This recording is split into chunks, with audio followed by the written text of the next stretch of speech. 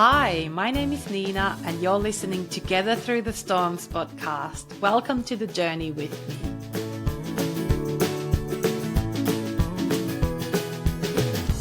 I would like to begin by acknowledging traditional owners of the land where I'm recording this episode today, which is the Wurrung country. I would like to pay my respects to the eldest past and present and to any Aboriginal or Torres Strait Islander people who may be listening today. Hi everyone, thank you so much for joining me on Together Through the Storms podcast. I hope you've all had a lovely weekend. Today I'm going to take you on a very personal journey. So I'm approaching a very personal topic today, and I was thinking a lot about where to go next with you guys, and I feel like there really isn't another way than going back to the start, to where the journey started for me personally. I just want to clarify that things that I share today are purely from my own perspective, my own feelings at the time of my girl's diagnosis. Other people's feelings and reactions could be completely different. I think it's important to remember that there's no right or wrong way to feel. We are also all in different parts of the journey. So someone might be at the start, have just received the initial diagnosis, whereas others might be way further along in the path. So that's just good to keep in mind. I think it's also very important to remember that no two journeys will ever look the same. We're all different. Our children are so different. The aim of this episode is to share, connect, and to ensure you that all feelings are valid and that you're not alone. If this episode feels triggering to you, please make sure that you reach out for some help for yourself. There's lots of ways to access free support. I will link a couple of different services to the end of the episode description, so you can find the straight links from there and you can access these services for some free support. All right, let's do it. Let's take a deep breath and dive into the episode. It is time for our quote. As you may already know, I'm really passionate about inclusion. And when I saw this quote online, it just spoke to me so powerfully. And I wanted to share it with you today. This is from Diverse Kids site. And it goes like this. Inclusion is saying hi, even if you're not sure they'll be able to say it back. I mean, just saying hi, including seeing those children or adults that might not have words to express themselves or might be shy, but we can acknowledge them. We can make them feel important, make them feel appreciated, make them feel like they matter. That's our job, and I will never stop advocating for that. Okay, so like I said, today's topic is initial diagnosis. Everyone who has children or child with additional needs or disability is on a different part of this journey or different stage on this journey. Some are still processing their initial diagnosis that they received for their child. Some may have made peace with it. Some are still hoping to get a diagnosis. So we're all in different parts of the journey, and I'm 100% sure that if your child has been diagnosed, you can remember that moment when you first heard the diagnosis. I don't know about you, but for me, that's something I don't think I will ever forget. If you can, close your eyes for a moment. If you're driving, that's not safe. If you're in a busy environment, that's okay. But if you have a chance, just close your eyes for 2 seconds. Take a deep breath in and travel back to that moment when you first received that challenging situation, where you first received the diagnosis. Can you pinpoint one particular emotion? Something that comes to your mind straight away. Maybe you feel it in your entire body. I know it may even feel quite uncomfortable and raw, and that's okay. If you're not ready to do it, that's totally fine. If you're ready, embrace it. Take another deep breath, come back to the moment, and think about that emotion.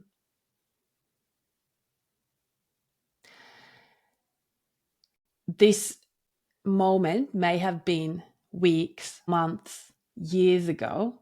Maybe it was yesterday. How do you feel right now with that diagnosis? Has that emotion changed from when you first heard it? Maybe, maybe not. For me personally, 100%. So I thought today I would share the journey that I've had with my girls in terms of the initial diagnosis. So, like I've shared with you before, I have two deaf daughters.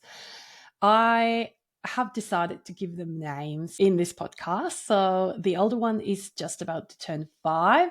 Her name is Missy, and her sister is 3.5, and her name is Sissy.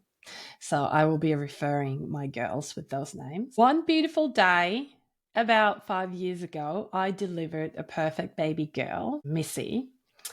And the birth was like a dream. I could not have asked for a better birth. Missy didn't pass her newborn hearing test. So all newborns at the hospital are tested.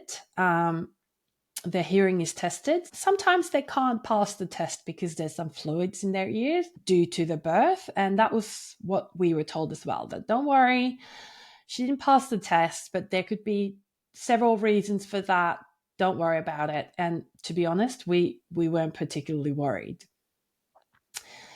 6 days after the birth, I became really unwell. I ended up back to the hospital, into the ICU, and nearly lost my life. And that was a very traumatic experience. After that, I survived, as you can all see. After that, I was in and out of the hospital due to other health issues. So the first few weeks were just quite a roller coaster for us. And we didn't think about much of Missy's hearing. It wasn't really something that we had capacity to worry about. She had a repeated test at the hospital when she was about 4 weeks old. And again, we were in that loop of just trying to juggle with my health issues. And she didn't pass the test. But for some reason, even then, we didn't become particularly worried about it. Again, the beautiful nurses told us that this could be also something that the fluid is still causing, but we're going to refer you to the hospital to see an audiologist to do more detailed tests. That test was quite life-changing, but we didn't go into thinking anything too much about it. It was just a box that we needed to tick. And my mother-in-law was in Australia back then. She lives in England, but she flew over as soon as she heard that I was at the ICU, and she was a massive support for us during that time. And I didn't want my husband to take any extra time off from work. It just said he can go to work. My mother-in-law came to the hospital with me to support me. We were fine. But after that intensive 3-hour test, the words that came out of the audiologist's mouth, I just couldn't quite process them. Remember that emotion that I referred to earlier, which some of you may have explored? My initial emotion was disbelief. What do you mean? What do you mean my child has a hearing loss? I could not comprehend what she was saying. We came home. I remember I didn't sleep a single second the next night. But instead, I did what any parent would do, which is obviously the best choice to do. I went to Google and I Googled everything that I could think of. And of course, that wasn't a great idea. I was just trying to imagine how Missy's life would look like, how her future could look like. I didn't know any deaf people. I didn't know anything about hearing loss, hearing aids. I was just diving into a completely overwhelming world, internet full of examples, full of stories, and I didn't know what was ahead of us. It was very intimidating. I had huge issues with breastfeeding, but I could not give up breastfeeding. I felt like I needed to breastfeed my daughter because she needed comforting. I needed to replace her lack of access to sounds by being able to breastfeed her. In the end, after all the health worries and several admissions to hospital, my GP had to tell me to stop. And that threw me in a really, really dark place. I just felt like I was failing on my own daughter who was deaf and needed me. Like, this is completely crazy when I talk about it now. But at that time, it felt so real to me because I didn't know better. And I was full of hormones. I wasn't thinking clear. But I was in a really dark place for quite some time. It felt like everything was so different to everyone else around us who had babies. I mean, I couldn't really relate to the moms in the mothers group. I couldn't relate to friends who had babies. Um, we just had so many appointments we needed to attend. We had so many tests that Missy needed to go through. We needed to connect with so many specialists. We were just thrown at this craziness and we didn't know what to do. There was just so much to organize and so much information to take in. And we needed to make so many big decisions with so limited information. I can honestly say I definitely have some regrets around the decisions that we made, but I also try to remind myself that we did the best decisions we could at that time with the information that we had. And of course, we are in a different place now, but back then, those were the decisions that we made. We needed to become specialists at something we knew nothing about. It all felt so unfair, but keeping busy and taking action distracted me and gave me some sort of purpose. Missy got her first hearing aids when she was around maybe 5 or 6 weeks, so very quickly, and it was really hard to see.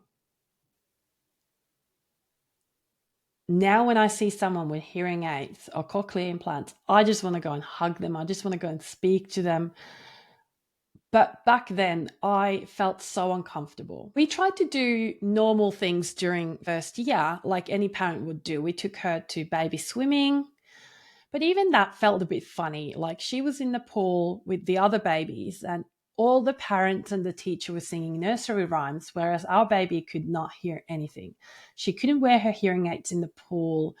We were singing the songs, but at the same time, it felt really irrelevant because she couldn't hear it. So, as much as we were trying to connect with the real world, we felt quite isolated and very, very different.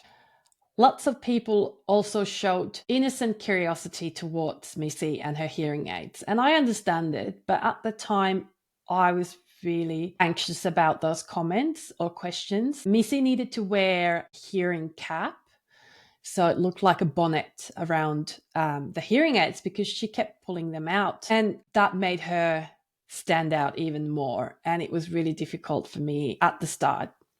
But then I got used to it. It became who she was. It feels so strange to think about that now because I could not care less about what people think about my girls, about their cochlears. But at that time, I hadn't found that acceptance.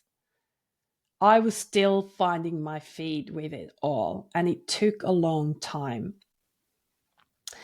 Looking back, there was just so many different levels of grief happening throughout the first year, and probably even longer, but especially the first year.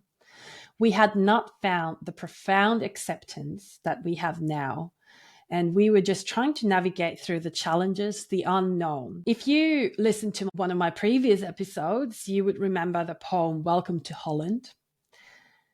That was literally us. We were struggling with the fact that we were not in Italy like we were expecting to be and like we had prepared to be.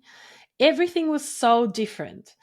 And we were trying to learn new language in Holland. We were trying to figure out how life in Holland was like. It was all so overwhelming. Missy was 5 months and I discovered that I was pregnant again. We didn't know back then the cause of the hearing loss for Missy, and we didn't really spend a lot of time wondering if our baby number 2 would have hearing loss or not. It just kind of seemed very irrelevant to us. About a month before I was due with Sissy, the sister, we found out that Missy's hearing loss had deteriorated, which means that her hearing levels had dropped in left ear. And only a couple of days before I gave birth to Sissy, Missy started her journey with Cochlear Implant Clinic, which is where you assess whether your child can be accessing cochlear implants and the whole process. So it all happened at the same time. Then Sissy came into the world. We were so excited, but at the same time, she was a bit unwell and she had to go to special care nursery. And her hearing test was done while she was there. We weren't particularly anxious. We were more just curious to know what the test was telling us. And she didn't pass the test. And we knew immediately. The beautiful nurse or the test person told us that could be just a fluid in her ears, and we just knew. We've heard that before. We just knew it. And that was okay. We were totally fine with it. That was kind of more familiar for us than having a hearing child. The first test, it's not 100%. So they have to go through another test and then more detailed test at audiologist. But even after the first test, Sissy failing that test, and I know failing is an awful way to express it, because she didn't fail. This is probably a topic I can cover in another episode, but she didn't pass the test. We came home and Sissy was sleeping on the couch in a special bed, and our dog started barking because someone was at the door, and Sissy didn't move a muscle. Nothing happened. And in that moment, I knew that she was deaf, but I also knew that she's probably more profoundly deaf than her sister. When my firstborn Missy was diagnosed, everyone kept asking us whether we knew straight away or whether we recognized that our daughter was deaf. And we were quite confused with the question because, first of all, we've never had a baby before. Second of all, we didn't know how hearing and deaf babies, like how different they would be. So we had no idea that Missy was deaf. With Sissy, it was obvious. We could tell straight away. It was exhausting to start everything all over again with Sissy. Start connecting with specialists, do all the testing at the start, so many different specialist appointments, things to organize, decisions to make. The whole work started from the scratch, but at the same time, it was something that we were already familiar with. So it felt like we knew it. It didn't feel as overwhelming. I would say there was definitely grief around the initial diagnosis for Sissy, but it was not as profound grief as it was with Missy. And I think from there started the journey of acceptance,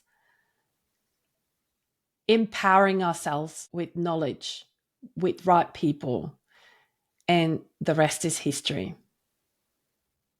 I know this journey may sound very intimidating, and I wanted to be very honest today. Where we are at the moment is a beautiful place to be, and I would not change my girls for the world. But it is a shock. It can feel like, how do we even manage this? But you do, trust me. If I could go back and give myself few words of advice for those initial moments, for those moments when we initially receive the diagnosis, here's some thoughts what I would go and tell myself. You will find your tribe, and that will change everything. The journey is going to be so much more beautiful than you can ever imagine. This journey will teach so much about yourself, and it's quite scary. Believe it or not, it will get harder before it gets better. Well, to be honest, maybe I would leave this one out. You will find acceptance. This journey will empower you more than you could ever imagine. Those are the things that I would tell that version of me who 5 years ago received those scary words and didn't know what was ahead of her.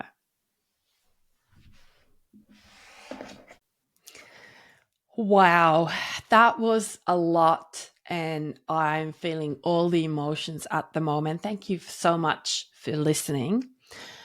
I really hope that something that I shared today resonated with you, and maybe you got some little glimpse of hope, reassurance, feeling of being heard and seen. Please look after yourself and be kind to yourself. Make sure you reach out for help if you feel triggered, if you feel like you really need to talk to somebody. Check my episode description for some links for services that provide free support. Next week, I'll be sharing some of my own learnings that you might find helpful when navigating the initial diagnosis period. Thank you so much for listening to my story today. I really appreciate it. I would love to hear how you're feeling after all of this. Feel free to reach out to me on my Together Through the Storms Instagram account. Also, feel free to share this episode on your socials and follow me on Spotify if you'd like to listen to my episodes in the future. See you all next week, sending so much love and good vibes to everybody.